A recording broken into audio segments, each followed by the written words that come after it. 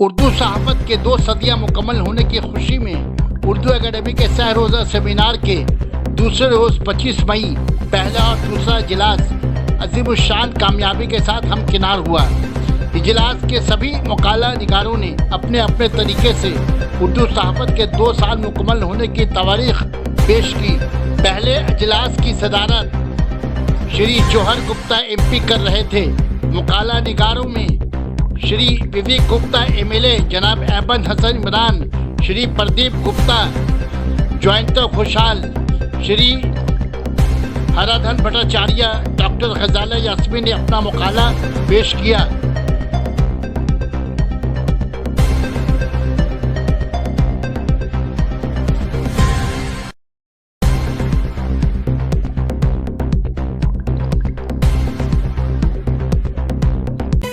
Sana Medical Hall.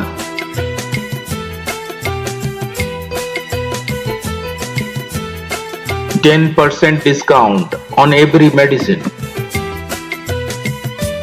Oxygen cylinder also available.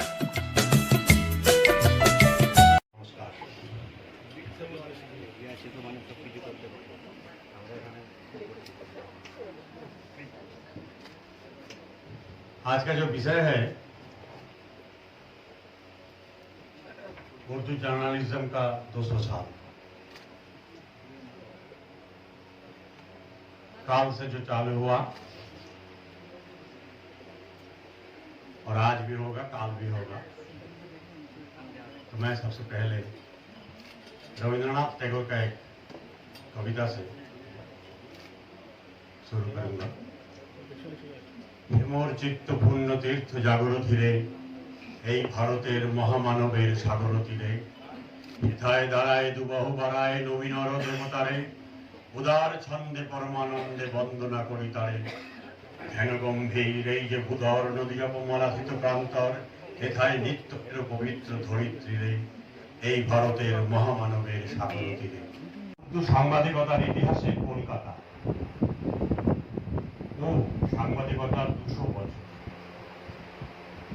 Urdu ভাষা ও সাহিত্যের পূর্ণাঙ্গ ইতিহাসে সাংবাদিকতা ও সংবাদপত্রের ভূমিকা অপরিসীম।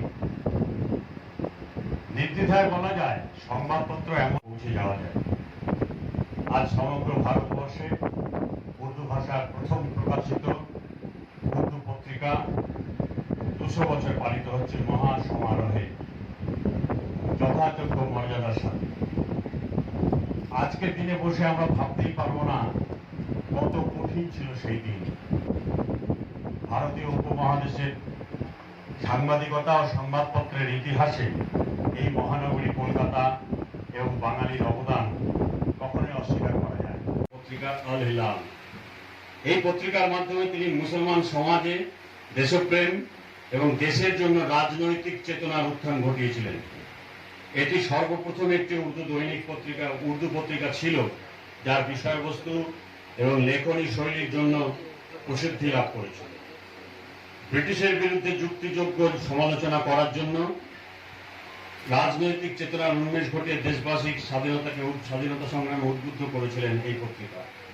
লাগাতার পত্রিকার মাধ্যমে ব্রিটিশ বিরোধিতার জন্য ব্রিটিশ সরকার তার কাগজ 1914 সালে বন্ধ করে দেন।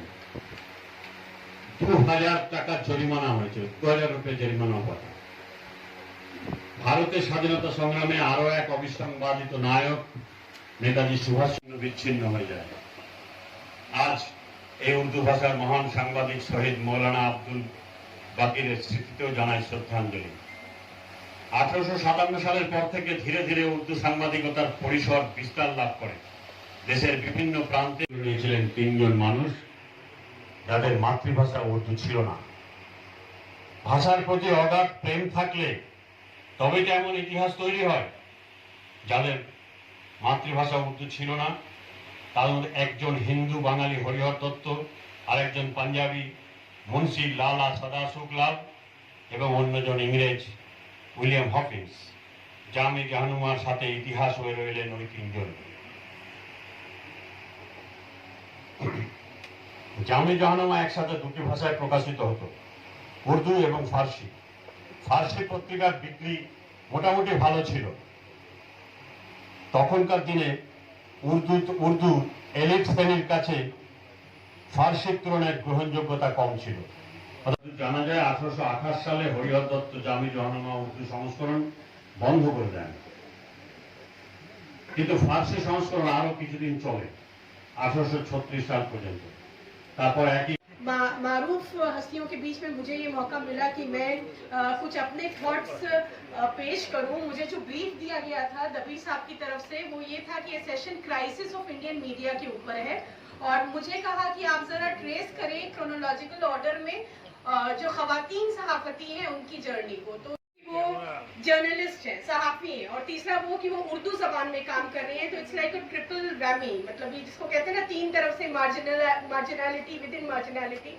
और यकीन करिए मुझे बहुत काफी कोशिश करनी पड़ी। ये चंद नाम जो नहीं किया जा सकता है, और मेरे ख्याल से हाई टाइम जैसे यहाँ पे मौलाना आजाद के बच्चे हैं, आलिया के उर्दू डिपार्टमेंट के बच्चे, और बाकी सारी जगह पे जो लड़कियां बच्चियां हमें आ रही हैं, तो एक न्यूज रूम में कंड्यूसिव स्पेस। और ये स्पेस का मायने ये नहीं कि आपने बस उसको जूनियर रिपोर्टर के तौर पे रख लिया या सब एडिटर है, लेकिन आप पोजीशंस ऑफ पावर देख, क्योंकि तभी एक इंक्लूसिव स्टोरी जिसको हम बोलते हैं बैलेंस्ड फेयर जर्नलिज्म का परचम उर्दू सहाफत फिर से लहरा पाएगा। बहुत शुक्रिया। আয়োজন করেছি। আমি বলবো যে আমাদের বাংলা পত্রিকা এর ঠিক 4 বছর আগে প্রকাশিত হয়েছিল 1818 সালে, কিন্তু আমরা বাংলা পত্রিকার 200 বছরকে তেমনভাবে বাংলা জার্নালিজম পালন করিনি। উর্দু করছে, উর্দুকে তারা চলেছে। তো আমি আরো যেটা বলতে চাই যে আমাদের গর্বের বিষয় সেটা হচ্ছে এই, we are proud that আমাদের কলকাতা থেকে, বাংলা রাজধানী থেকে এই উর্দু পত্রিকা প্রথম প্রকাশিত হয়েছিল সাব কন্টিনেন্টের আর কোথা থেকে নয়। মাদ্রাসা পান্ডুয়া, মালদহ, মুর্শিদাবাদে ছেলে ও মেয়েদের বহু মাদ্রাসা রয়েছে। এই মাদ্রাসাগুলির জন্য সমগ্র পশ্চিমবাংলায় ছাত্র ও শিক্ষকদের মধ্যে উর্দু চর্চা জারি রয়েছে। আমি পশ্চিমবঙ্গ উর্দু একাডেমিকে বলবো যে তারা যেন